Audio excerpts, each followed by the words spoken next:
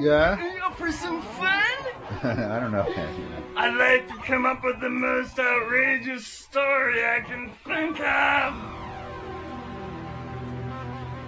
Let's see. What about I got an idea. We'll create this land. Yeah, land. We call it, say, Land of Free Brave or something. Equal opportunity. Oh, Land Free Brave. Oh yeah, okay. Anyway, Maybe LIFO. I don't care. I don't like any of those names, but I can understand. We better give it some initials like USA. Nah. Oh, that one's taken, so. Nah. I got an idea. How about an entire, how about an entire system, that was like should have been in a crisis mode because like things that needed to be fixed and they weren't taking care of things. How about a place like that? How about if we had like something like that, like where things were in the critical stage and needed everybody's attention in a way that would resolve it and everybody would feel better, as opposed to like doing something that would be so destructive that like nobody even knows the consequences. Listen, do you know anything about nuclear energy? Fission or fusion? I don't know. I don't know. Let's see. So that's I saw that on the Cartoon Network, didn't I? I like fusion, but when it comes to fission, I'd rather go fishing. Nobody knows the consequences of fusion either. Like what you're talking about is like in a big sense, you're talking about some sort of energy that's. Well, you know about fusion. Come on. Well, you witness it every day, don't you? I have some idea, but like what actually here's. Well, they call it the sun. That's how it lights up the sky. If it wasn't for fusion, we'd all die. Well, I see what you're saying, and perhaps mine is a more less scientific than I thought. I was thinking more in the way of fission. Of you having have confusion about fusion and fission. Of having an energy source that was like didn't cost anything because it was totally available. What you're talking about, yeah, something like that, and it was non-polluting. However, it translated into something that was like totally. Oh wait, though, this is perfect. Yes. Nobody's charging for the sun yet. In our new make-believe land, we could start charging for that energy. And then we'll put a ghost into our machine of a government. We'll put in like this ghost government in the machine. Well, so that be Orwellian. A ghost government doesn't seem. Who could? That's not possible. Why would they? What would they be there for? You mean just? Oh, they're probably hiding and scared because of all the things that are going on out there.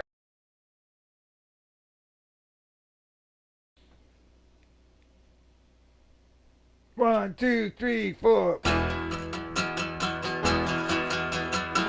I want to be the Dalai Lama. I want to be the Dalai Lama. I want to be the Dalai Lama. I want to be the Dalai Lama. I want to help every single person, not one person excluded, not even one. I hope everybody wants to be the Dalai Lama. Rolling, rolling, rolling, live at KingArthur.com. Rolling, rolling, rolling. I want to talk about what, like being a good neighbor, Like here's the thing. We have to, look, we're all here together. That's the most obvious thing that there can be. You can't, anybody, if you're actually seeing this right now, if you're hearing this person, say this, then obviously it must be, you were supposed to hear it. Otherwise you would be out bowling or something else, man. You wouldn't be hearing this, So obviously this is really, meant, specifically for you to, I could tell you who I am, I didn't have such a high position when I was born, like all the potential was there, and some of it manifested, I hope, at least, but I want to talk about how we have, right now, it's very especially important to interact, with good intentions, to be good neighbors, to be nice to people, no matter what, because this is so, it's sort of like over the edge, and there's no known way to pull it back, because if we pull it back according to the way it's being played out right now, there's not enough time to pull it back. It's way far gone. So now what we have to do is we have to try something else. We have to try something really. They say this is really powerful when you're a good neighbor. It's like because there's nations in the world, you know, that are living right on top of each other, and you know, and they bash each other, you know, they get angry and they start bashing each other, but and the bashing turns into bigger and bigger bashing, and where they start to use, like, you know, really heavy stuff, like, you know, weapons. And now, wow, man, I mean, even, you know, air rockets, major stuff, man, heavy duty stuff, bashing and bashing and bashing and bashing. But after the bashing's all over, man, they finally have to get it together again. Still, they have to stop and say, okay, look, you know, this didn't work out too well, you know, this wasn't okay, so we have to, you know, pull it back in and get it together, you know, because this hasn't worked, you know.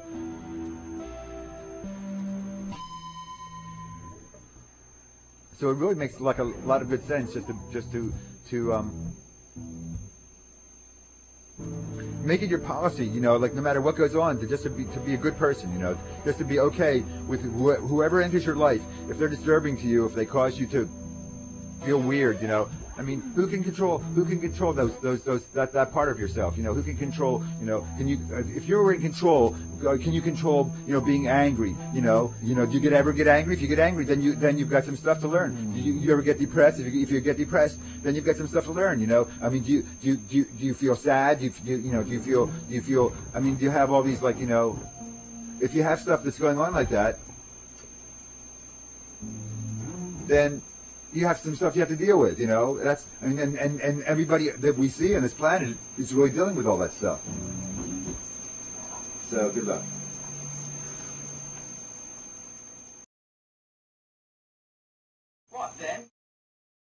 What then is today's March 10.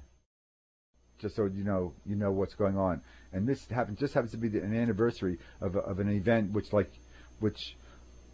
I think about only because it came into my mind. Do I want to think about it? I don't know. I don't even care whether I want to think about it or not. I just think about it. Here's what happened. Like in 1959, there's a place over in the mountains north of India called Tibet.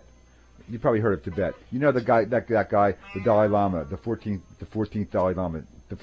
Sometime you'll think about what the 14th Dalai Lama really means. It's not like being a king, you know. You'll think about it sometime. Anyway, the 14th Dalai Lama and a bunch of people, you know, they left it. They had to flee. They had to leave their homeland. You know, they had to leave Tibet because what had happened was, like, the people of Tibet were so bummed out and so oppressed, and they had so little to lose because things were so heavy and so awful that, like, you know, that they had an uprising. They had an armed uprising. They weren't, at that time, they weren't a very militant people. I mean, they were, you know, they felt okay about themselves, but they weren't militant, you know, and they didn't have very modern weapons. But China, you know, the country of China took over Tibet.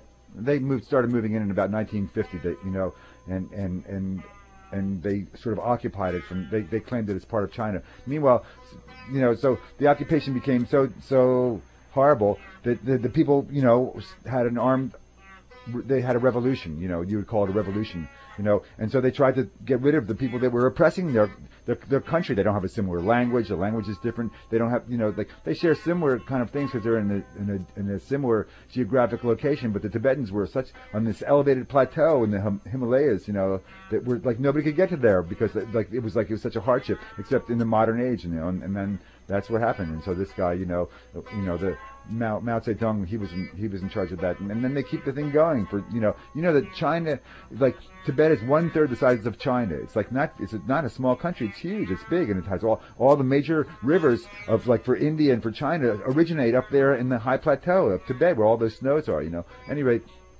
this is the day when they tried to get rid of the oppressors. This is the day when, you know, and since 1950, and especially after their uprising, the Chinese government has killed over 1 million Tibetans, you know, way more than 1 million Tibetans, you know, maybe 1.25 million Tibetans or something like that. Wow, they've killed them. It's like a genocide, man. This whole country, these whole people, and they've destroyed these temples, they were like museums. Anyway, so this is the anniversary, and I just want to remember that because it's like, you know, it's all going to happen to us if we don't protect our freedom and help others.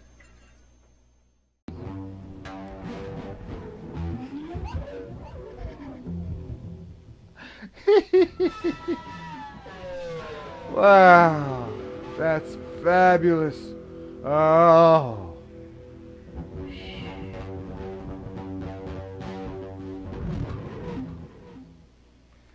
So, like, I was wondering if you knew anything about this.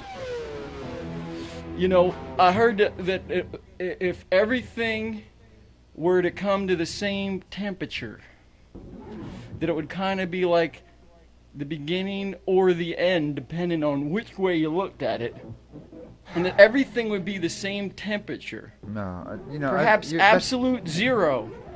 And that See, I don't- at that point, some people think that it would go backwards. Like when you get to that absolute 0 point, if we're going forwards now, then from there you'll go backwards until you then go the whole way back to the absolute zero where everything comes. The energy is completely dispersed evenly throughout everything, throughout the, not just here on Earth. Us narrow-minded human beings might.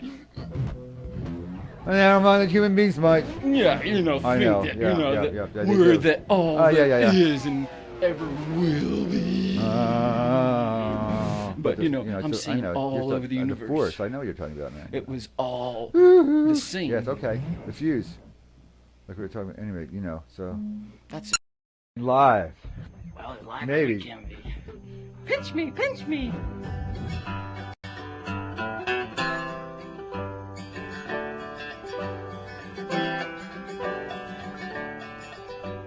Don't judge another, judge nobody else. The only one you can judge is yourself. I said don't judge another, judge nobody else. The only one you can judge is yourself.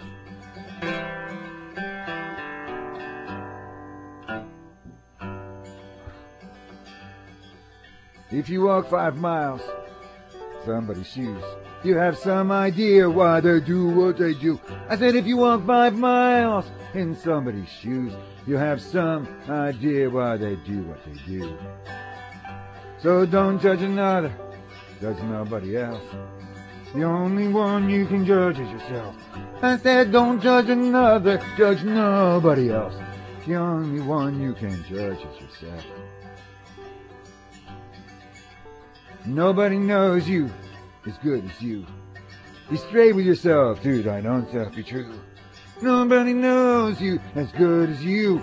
Be straight with yourself, to thine own self be true. But don't judge another, judge nobody else. The only one you can judge is yourself. I said don't judge another, judge nobody else. The only one you can judge is yourself. You know, the idea behind this is like has to do with like it makes sense. It makes sense. It's almost like, you know, if you're cool with somebody who's not okay, you know, then it stands that when you're not being okay, sometimes I'm not okay. I have to admit, sometimes I'm not okay. You know, I mean, I'm trying to. I don't want to tell you about this. I'll tell you some other time. Anyway, but if you're cool with somebody who's not okay, then when you're not okay, somebody cooler than you is going to be cool with you, and that it'll be easier. Otherwise, it's like, you know, I don't like getting kicked about, so, you know, it makes sense. It's almost like being selfish, to be kind to other people, to be cool with other people, you know, to be, you know, like to not to judge them and to say, well, these people are having a challenging time right now.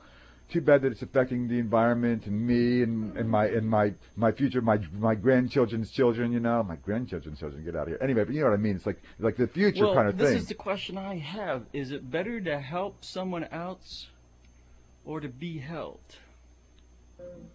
We'll take this up next time. All right, next time in the show. In the meantime, between now and next time, here's your assignment. Don't judge another. Judge nobody else. The only one you can judge is yourself. I said don't judge another, judge nobody else. The only one you can judge is yourself.